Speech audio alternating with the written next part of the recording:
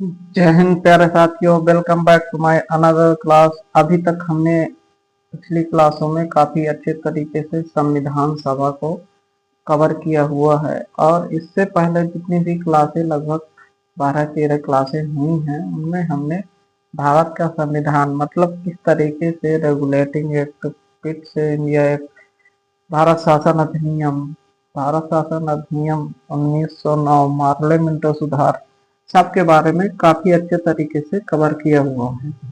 वहां से पॉलिटी के क्वेश्चन लगभग लगभग 99% बन रहे हैं। 1% कुछ कहा नहीं जा सकता क्योंकि कहीं से भी एग्जाम में क्वेश्चन बना दे रहे हैं। ठीक, तो 99% क्वेश्चन वहीं से बन रहे हैं। तो आप पिछली क्लासों को चाहे तो अपना कवर कर सकते हैं अगर एग्जाम में अच्छे नंबर लाना चाह रहे हैं। और चलिए, अगर यहाँ से आप पढ़ रहे हैं तो चलिए शुरू करते हैं। पहले प्रारूप समिति का गठन। प्रारूप का मतलब संविधान का प्रारूप। संविधान किस तरीके से बनाया जाए, क्या नियम हो, किस तरह की व्यवस्था हो, जैसे द्विसदनात्मक व्यवस्था है भारतीय संविधान में, ठीक, और क्या नियम हो, इन सब के बारे में बनाने के लिए उसका प्रारूप अपने देश में नियम कानून लागू करने के लिए एक प्रारूप बनाया गया कि यह प्रारूप समिति है और यह इसका निर्माण करेगी। तो उसका गठन कब किया गया, तो इम्पोर्टेंट है 29 अगस्त 1947 को हमारे भारत देश को आजाद होने के जस्ट 14 दिन बाद प्रारूप समिति का गठन किया गया कि संविधान बनाया जाए। फिर प्रथम बैठक जैसे ही प्रारूप समिति का गठन किया गया जिसके अध्यक्ष डॉक्टर भीमराव अंबेडकर रखे गए और उनके जो सदस्य रखे गए डॉक्टर भीमराव अंबेडकर प्लस 6 अन्य सदस्य रखे गए, उन सबको संविधान बनाने का आदेश दिया गया और उन सब ने संविधान बनाने के लिए प्रथम बैठक कब शुरू की, 30 अगस्त को शुरू की। तो प्रथम बैठक बहुत इंपॉर्टेंट है, अभी होमगार्ड का पेपर हुआ उसमें पूछा गया था कि प्रारूप समिति का जो प्रथम बैठक हुई वो कब हुई, तो 30 अगस्त 1947 से। और सेकंड प्रारूप समिति जब बनी तो अक्टूबर 1948 में सेकंड प्रारूप मतलब 2 सदस्य प्रारूप समिति के बदल गए। एक लोगों ने त्याग पत्र दे दिया, एक जन की मृत्यु हो गई, तो उनकी जगह पर दूसरे लोगों को भर्ती किया गया, दूसरे लोगों को सम्मिलित किया गया। उसे सेकंड प्रारूप समिति अक्टूबर 1948 में जाके निर्माण हुई और प्रारूप समिति में लगभग 141 बैठकें हुई। कितने दिन में, लगभग 6 महीने में 141 बैठकें हुई। और अंतिम प्रारूप जो बैठक हुई प्रारूप समिति वो 4 नवंबर 1948 को। इन 141 बैठक में संविधान में मान लो डॉक्टर भीमराव अम्बेडकर की है, वो इंग्लैंड से क्या क्या लिए, इंग्लैंड से सिंगल नागरिकता लिए, एकल नागरिकता जिसे कहते हैं, इंग्लैंड से संसदीय व्यवस्था लिए, इंग्लैंड से द्विसदनात्मक व्यवस्था लिए। इन सब के बारे में पहले वो सभी जगह से संविधान को लाते रहे, सबकी मांग तोड़ फाड़ करते रहे। तो उन सब में क्या सही है क्या गलत है उनमें बहस होती थी। तो उन सब बहस वाद विवादों में संशोधन होता था कि ये अच्छा, ये पॉइंट भारत में इतना महत्वपूर्ण है, ये कितना जरूरी है। इन सब में संशोधन भी होते रहे। तो संशोधन कितने हुए, संशोधन हुए लगभग 2473 संशोधन हुए, तब जाके भारत का संविधान बनके तैयार हुआ। इतने जितना भी संविधान के बारे में लाया गया, अमेरिका से लिए गए राष्ट्रपति, उपराज्यपाल, उपराष्ट्रपति, इन सब के बारे में जो बैठक हुई तो उसमें लगभग लगभग कितना संशोधन हुए, 2473। ये एसआई का पूछा हुआ क्वेश्चन है, यूपीएसआई कि कितने संशोधन हुए, 2473 संशोधन हुए। और निर्माण कब हुआ, 17 अक्टूबर 1949। 17 अक्टूबर 1949 को एसएससी सीरीज में बहुत बार पूछा गया कि हमारे संविधान सभा का निर्माण कब हुआ, बिल्कुल तैयार हो गया। तो 17 अक्टूबर 1949 को तैयार हो चुका था संविधान पूरी तरह से। अब इसका जो संविधान सभा अब बन के तैयार हो चुका था। तो ये पूरे इंपॉर्टेंट पॉइंट है, कहीं से भी क्वेश्चन कभी भी कोई भी एग्जाम दे रहे तो किसी न किसी शिफ्ट में कोई क्वेश्चन आने ही वाला है। अब भारतीय संविधान में डॉक्टर भीमराव अम्बेडकर के बारे में जानते हैं। बाबा साहब यहाँ पर बात करते हैं ये ये पश्चिम बंगाल। एक मिनट, पहले भारत का नक्शा से आप समझो, नहीं तो फिर गलत। ये यहाँ पे अरुणाचल प्रदेश से ये बांग्लादेश का है, भारत में ही तक था। ठीक, तो यहाँ से डॉक्टर भीमराव अम्बेडकर जी चुनाव लड़े 1947 में इस सीट से, लेकिन 1946 में तो यहाँ से जीते। फिर इन्हें भारत पाकिस्तान का बंटवारा हो गया, कुछ यहाँ पर पार्ट आ गया ये, और कुछ यहाँ पे पार्ट आ गया जो आज बांग्लादेश है। तो जो पाकिस्तान में पहुंच गए तो या तो वो त्याग पत्र दे के चुपचाप बैठ जाए, और या तो वो उसी देश में चले जाए। तो डॉक्टर भीमराव अम्बेडकर जी क्या चाहते थे, भारत में ही रहना, वो उस देश पे नहीं जाना चाहते थे, इसलिए इन्हें वहां का त्याग पत्र दे दिए। अब यह सीट में कहाँ चुने जाएंगे, इन्हें तो चुने जाना जरूरी था। इस कारण से यहाँ पे अगर बात की जाए, ये यहाँ पे बात की जाए बम्बई पे, तो यहाँ पे बम्बई पे जो जोगिंद्रनाथ मंडल ये सब चाह रहे थे, एम आर जयशंकर चाह रहे थे, तो इन्होंने पूना की सीट से चुने जाएंगे। कैसे कैसे कि ये यहाँ पे बैठ गए पूना सीट से, और डॉक्टर भीमराव अम्बेडकर जी को यहाँ से खड़ा करके चुनाव घोषित कर दिया, अपनी जगह दे दी, क्योंकि वो चाहते थे कि संविधान सभा का निर्माण भीमराव अम्बेडकर जी रहें। अगर वो नहीं रहेंगे तो आज भारत का संविधान ऐसा ना होता। तो यहाँ पे पहले भीमराव अम्बेडकर जी जीते थे, डॉक्टर बाबा साहब, फिर यहाँ से बंटवारा हो गया तो हट गए, लेकिन अब वो करे तो करे क्या, वो हट जाएंगे तो संविधान का अच्छे से निर्माण नहीं हो पाएगा। और जोगेंद्र नाथ मंडल जी चाहते थे, पूरा भारत चाहता था, ये आज के नेता नहीं है कि मुझे पद चाहिए बस, नहीं, वो भारत के निर्माण के बारे में अच्छा सोच रहे थे कि भारत हमारा अच्छा हो, बस हम कुछ पद मिले या ना मिले हमसे कोई मतलब नहीं, इस बारे में सोच रहे थे सब। तो एम.आर. जयशंकर ने तुरंत वहां से क्या करे, एम.आर. जयशंकर ने वहां से तुरंत छोड़ दिया और उनकी जगह पर भीमराव अम्बेडकर जी पूना से चुने गए। तो ये इस बार के यूपी अभी होमगार्ड का पेपर हो रहा है, तो 25 तारीख में ये वाला पूछा गया है। ठीक, ये बहुत इम्पोर्टेंट, अभी 25 तारीख पूछा गया है। अब बात करते हैं पहला,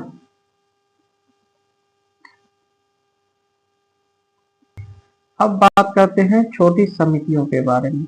छोटी समितियों की अगर बात की जाए तो पहले है फ्लैग ध्वज समिति, ध्वज तदारक समिति। पहला ध्वज समिति के बारे में अगर बात की जाए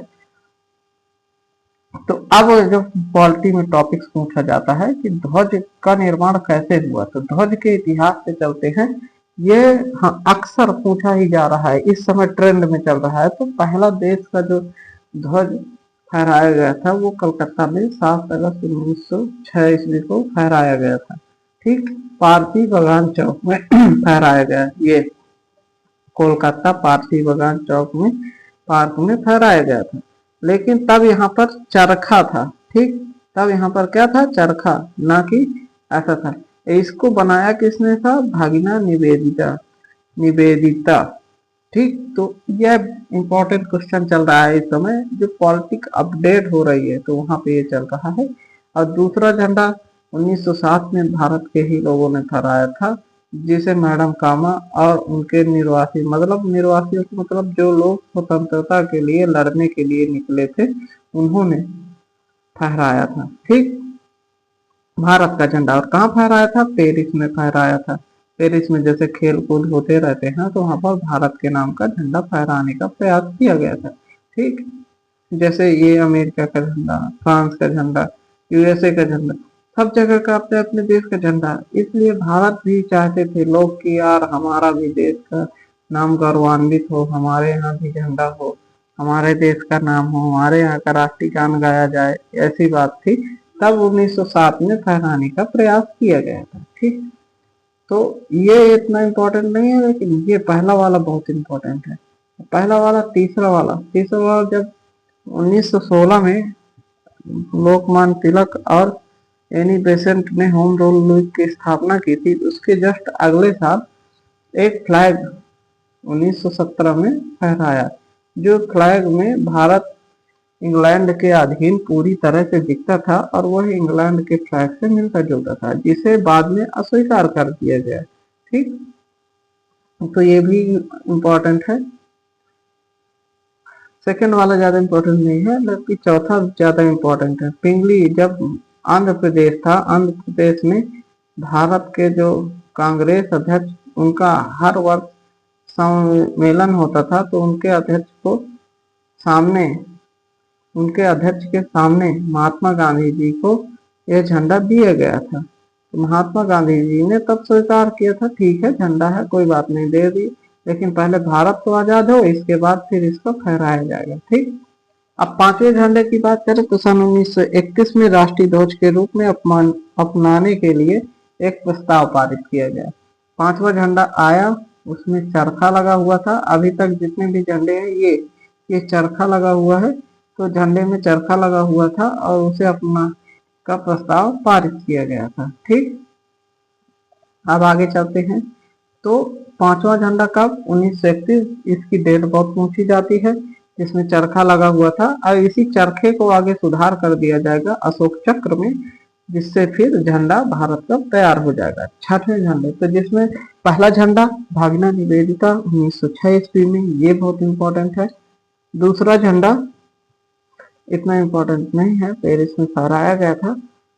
तीसरा झंडा लोकमान्य तिलक, जिसमें भारत बिल्कुल इंग्लैंड के अधीन दिखता है, उसे बाद में स्वीकार कर दिया गया तुरंत, लेकिन दो लोगों ने फहराया था, Annie Besant, home rule league की स्थापना के बाद लोकमान्य तिलक।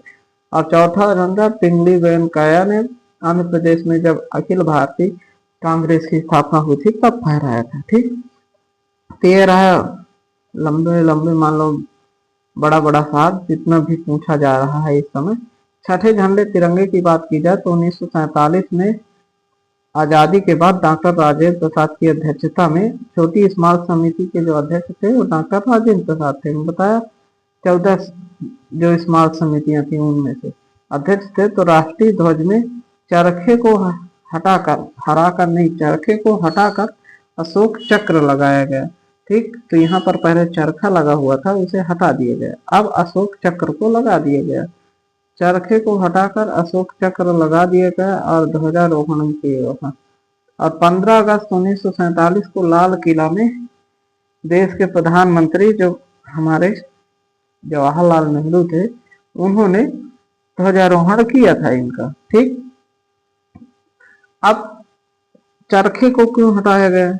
चरखे महात्मा गांधी रहे नहीं, महात्मा गांधी भी उनकी समिति के, महात्मा गांधी हस्तक्षेप कर नहीं सकते थे। चरखा से एक विशेष व्यक्ति का पूरी तरह से वर्चस्व पाया जाता, और अशोक चक्र में 24 तीलियां थी, वो तीलियां भारत के विकास को आगे चल के प्रदर्शित कर रही थी, इसलिए इसे हटा दिया गया। ठीक,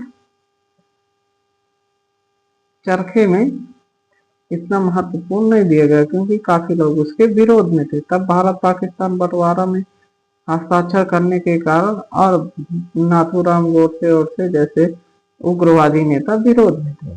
महात्मा गांधी नहीं चाहते थे कि देश में अशांति हो, इसलिए अपना को छोड़कर जैसे भी शांत माहौल बने और देश अच्छे से स्वतंत्र रहे, ऐसा चीज चाहते थे, इस कारण हटा दी गई।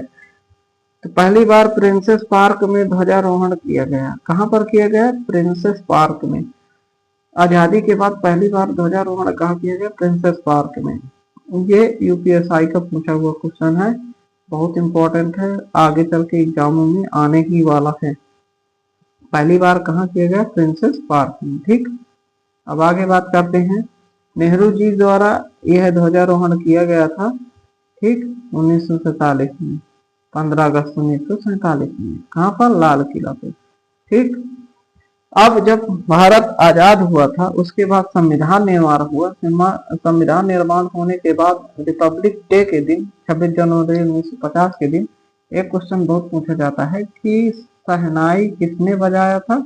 बिस्मिल्लाह खां ने बजाया था। बिस्मिल्लाह खां नए उभरते हुए भारत के एक प्रतिभाकारी शहनाई वादक थे, इन्होंने शहनाई बजाया था ध्वजारोहण के समय। फिर आगे 50वें गणतंत्र दिवस पर भी इन्होंने शहनाई बजाया था, जिससे ये भारत में अत्यधिक पूछे जाने वाला क्वेश्चन है। ठीक, और ध्वजारोहण जब होता था, इसके बाद जो परेड होती थी वो कहाँ तक होती थी, जो राजपथ होता था कर्तव्य, अब इसे 2022 से क्या कर दिया गया, कर्तव्य पथ कर दिया गया।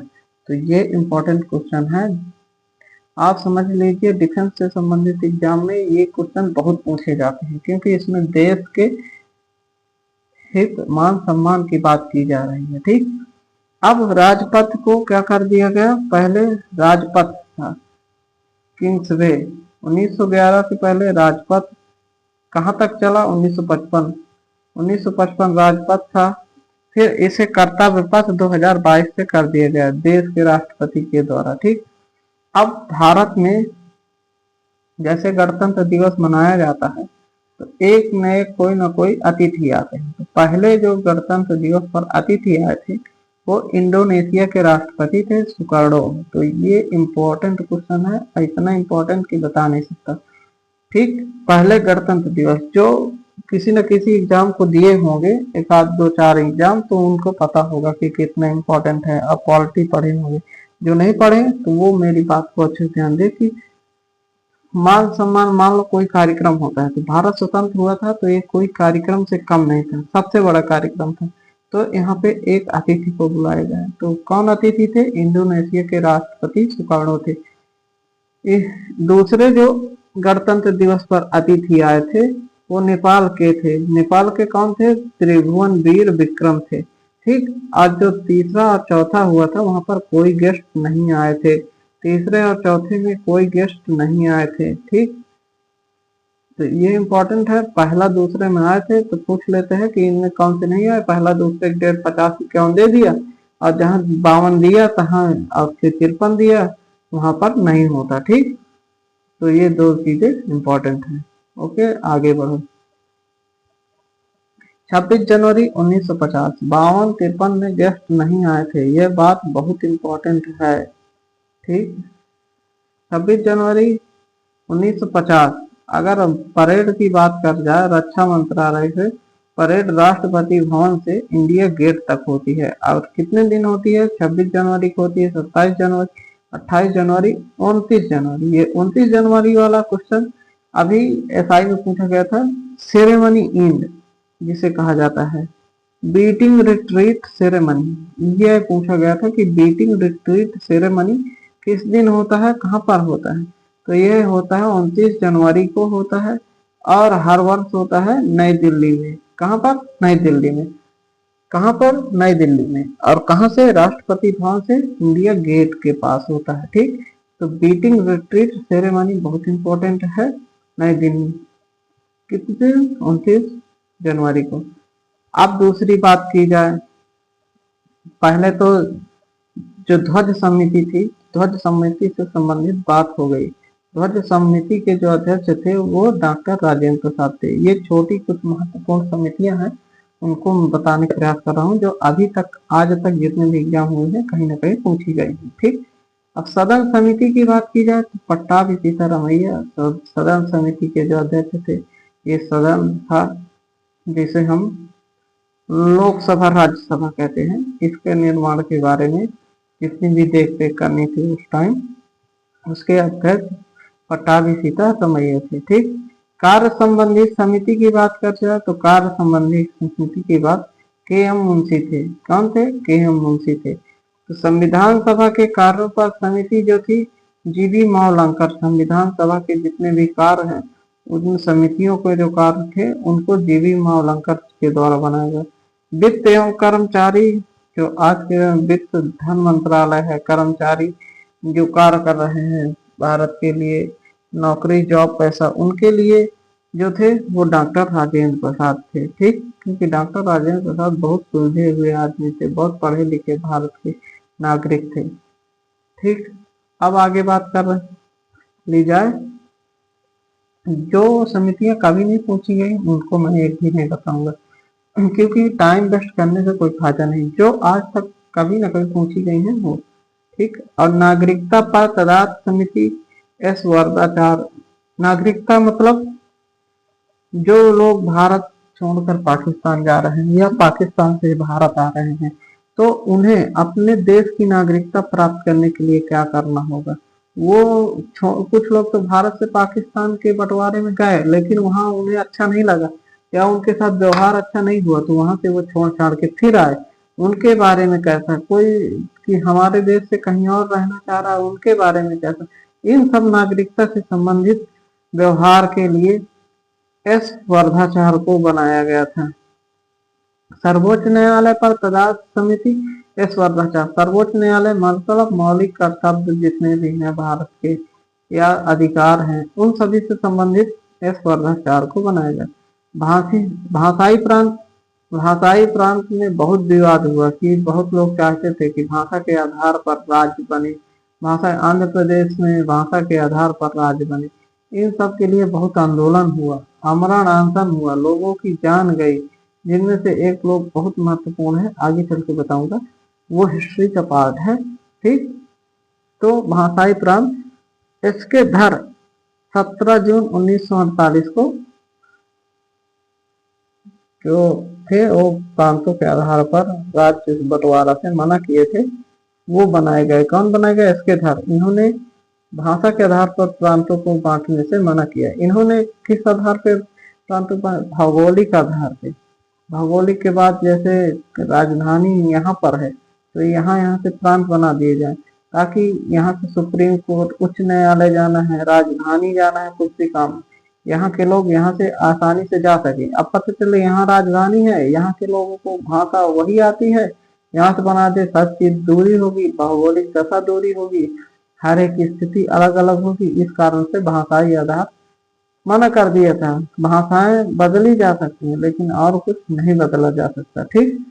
भौगोलिक आधार नहीं बदले जा सकते, लेकिन लोगों ने नहीं माना, बहुत प्रयास किया, तब जाके भाषा आधार से भारत का बंटवारा हुआ। इस तरीके से समितियां समाप्त होती हुई कुल मिला के 22 जो समितियां थी, उनमें 14 छोटी छोटी समितियां थी 22 में, और बड़ी बड़ी समितियां 8 थी। लेकिन छोटी समितियों में जो इम्पोर्टेंट समितियां थी 8, उन्हें मैं बता दिया हूँ, और जो नॉन इम्पोर्टेंट है उनकी कोई जरूरत इतनी नहीं है। ठीक। ये अब बात करते हैं संविधान सभा के स्रोत। संविधान, भारत का संविधान कहाँ कहाँ से लिया गया है उसके बारे में, उसके विचारों के कौन कौन क्या क्या कह रहा था। तो संविधान सभा के विचारों के बारे में हम कल से अच्छे से पढ़ेंगे। तब तक के लिए जय हिंद, टेक केयर, अच्छे से पढ़ते रहो, रिवीजन करते रहो।